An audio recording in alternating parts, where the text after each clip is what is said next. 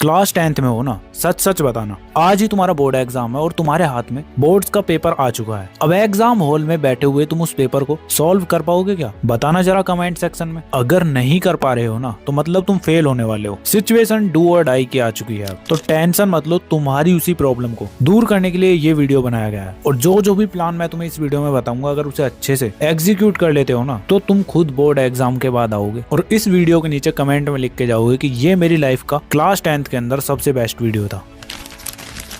So hi everyone, this is Mukul Bhardwaj और आज की वीडियो में हम बात कर रहे होंगे क्लास 10th के डू और डाई प्लान की। बिकॉज ये लास्ट टाइम आ चुका है, हर कोई वीडियो बना रहा है कि ये कर लो वो कर लो, बट इतना सब कुछ बच्चा करेगा कहाँ से? तुम्हारी सिचुएशन बहुत अच्छे से समझ सकता हूँ मैं, इसीलिए ये वीडियो एकदम प्रैक्टिकल रहेगा। सबसे पहले मैं तुम्हें 4 मिस्टेक्स बताऊंगा जो मेजोरिटी बच्चे इस टाइम पर कर रहे हैं। उसके बाद मैं तुम्हें 3 गेम चेंजर थिंग्स जो तुम्हें तुम्हारे बोर्ड एग्जाम में मार्क्स लाने में हेल्प कर रही होगी। और फिर लास्ट में सबसे इंपॉर्टेंट डू और डाई डेली साइकिल, मतलब वो बचे हुए दिनों में किस तरह से तुम्हें डेली पढ़ना है वो सब। तो स्टार्टिंग करते हैं तुम्हारी मिस्टेक्स से। Random study. अब मेजोरिटी बच्चों का क्या रहता है कि आज यार मूड नहीं है, आज मैथ्स पढ़ लेता हूँ, साइंस कल पढ़ूंगा, या चल छोड़ परसों एसएसटी पढ़ लूंगा, ये टीचर तो बहुत गंदा पढ़ाता है, इससे नहीं किसी और से पढ़ता हूँ चलो। अब अगर तुम ऐसी थिंकिंग रखते हो ना, तो तुम्हारा कुछ नहीं होने वाला। रैंडम स्टडी एकदम बंद कर दो। ऐसा करने से तुम्हारी पढ़ाई बिल्कुल भी नहीं होने वाली, उल्टा तुम्हारा दिमाग थकेगा। और ये मिस्टेक्स इसीलिए इंपॉर्टेंट है, अगर तुम्हें यही नहीं पता होगा ना, तो तुम गलतियां करोगे ही करोगे। अब सेकंड मिस्टेक है तुम्हारी सिर्फ लेक्चर देखना।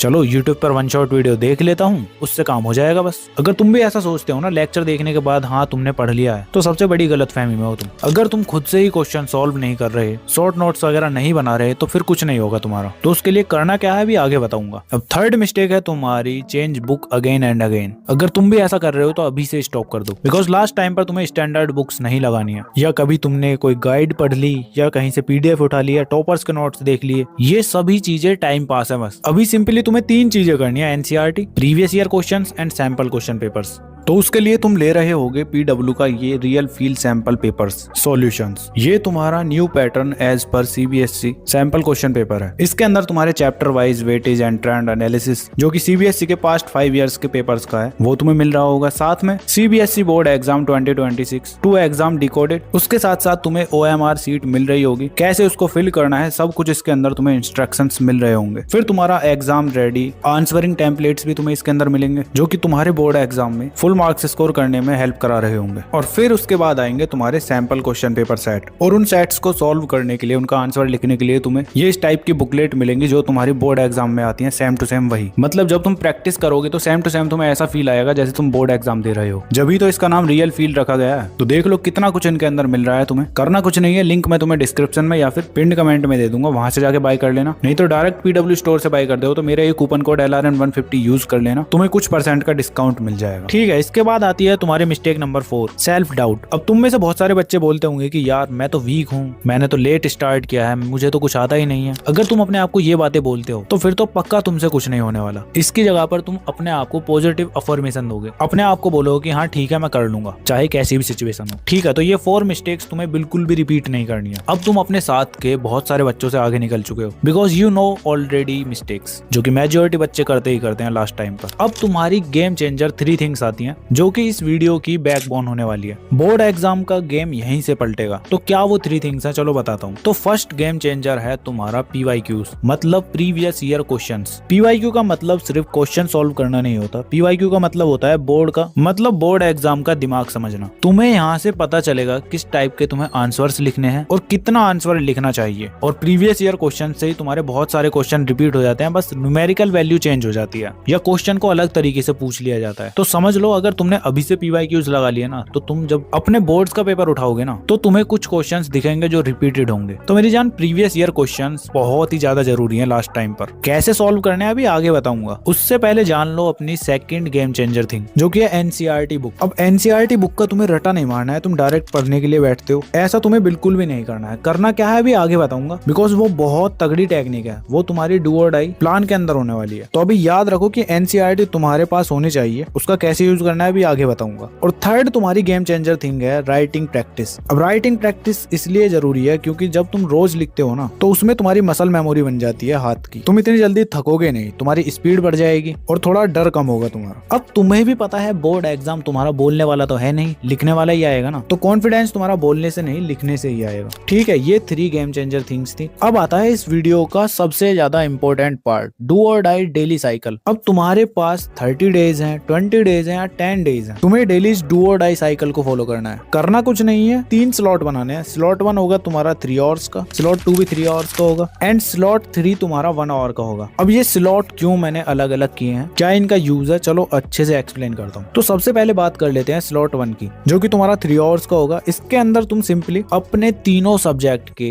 मतलब मैथमेटिक्स के, साइंस के और सोशल साइंस के 1 शॉट लेक्चर अटेंड करोगे। 1 घंटा तुम्हारा साइंस का होगा, 1 घंटा मैथमेटिक्स का और 1 घंटा सोशल साइंस का। और 1 शॉट लेक्चर अटेंड कैसे करना है उसकी भी तुम्हें टिप्स दे देता हूँ, तो ध्यान से सुनो। जैसे तुम इस वीडियो को 1.5x पर देख रहे हो ना, ऐसे ही तुम्हें अपना लेक्चर अटेंड करना है। 2x पर मत कर देना, उससे तुम्हें घंटा कुछ समझ नहीं आने वाला। और हाँ, वीडियो को पॉज जब ही करना जब तुम्हें कुछ समझ नहीं आए, वरना लेक्चर तुम्हें चलते ही रहने देना है। और साथ साथ छोटे छोटे नोट्स बना सकते हो, मतलब कीवर्ड्स वगैरह लिख सकते हो बस। मतलब 1 शॉट लेक्चर देखने का गोल तुम्हारा परफेक्ट होना नहीं है, बस उस चैप्टर को समझना है कि इस चैप्टर के अंदर क्या क्या चीजें हैं। ये सब तुम्हारा 1 शॉट लेक्चर की हेल्प से हो जाएगा। मतलब कि लेक्चर तुम्हारा बस बेस बनाने के लिए है, मार्क्स निकालने के लिए नहीं है। उसके लिए क्या करना है चलो अच्छे से बताता हूँ। अब तुम्हारा आता है सेकंड स्लॉट, ये भी तुम्हारा 3 आवर्स का है। इसके अंदर तुम्हें सिंपली क्वेश्चंस की प्रैक्टिस करनी है और वो बोरिंग तरीका यूज नहीं करोगे, एकदम नया यूनिक तरीका है, इसको तुम्हें यूज करना है। करना कुछ नहीं है, इन 5 स्टेप्स को फॉलो करना है।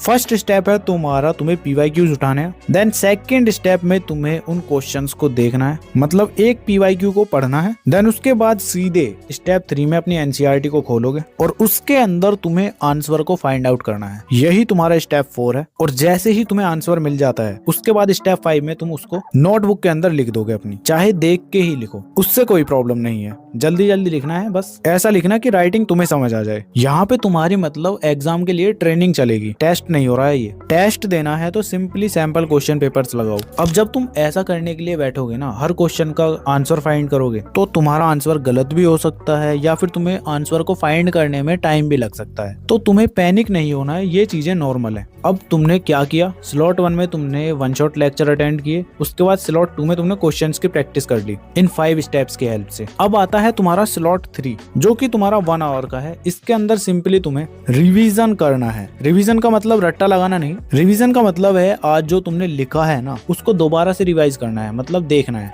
मतलब कि पूरे दिन तुमने जो चीजें पढ़ी हैं ना उनको अच्छे से देख लो, बस हो जाएगा तुम्हारा रिवीजन। और साथ के साथ तुम्हें माइंड मैप नोट्स भी बनाने हैं, मतलब जो चैप्टर तुम खत्म करते हुए जा रहे हो ना उसके तुम माइंड मैप नोट्स बना लेना। उसके अंदर तुम्हारे कीवर्ड्स होने चाहिए, हेडिंग्स होनी चाहिए और डायग्राम्स, बस शॉर्ट नोट्स टाइप अपनी नोटबुक को रेडी कर लेना, उससे तुम्हारा रिवीजन बहुत अच्छा होगा। ठीक है, और हाँ, वीडियो पर अभी तक बने हुए हो ना तो तुम हो तो सीरियस अपनी स्टडी को लेकर आओ, बिकॉज बहुत सारे बच्चे इस वीडियो को देख लेंगे लेकिन प्लान को फॉलो ही नहीं करेंगे। बट मुझे भरोसा है तुम पक्का फॉलो करोगे और उसकी स्टार्टिंग तुम कमेंट सेक्शन में डू और डाई कमेंट करके कर रहे होगे। बाकी वीडियो कैसा लगा ये भी बता सकते हो, बिकॉज आज की वीडियो के लिए इतना ही था। तुम्हें अपनी स्क्रीन पर ये वीडियोस भी शो हो रही होंगी, तुम इनको भी देख सकते हो। बाकी चलो मिलते हैं नेक्स्ट वीडियो में, तब तक के लिए keep learning, keep studying and keep smiling.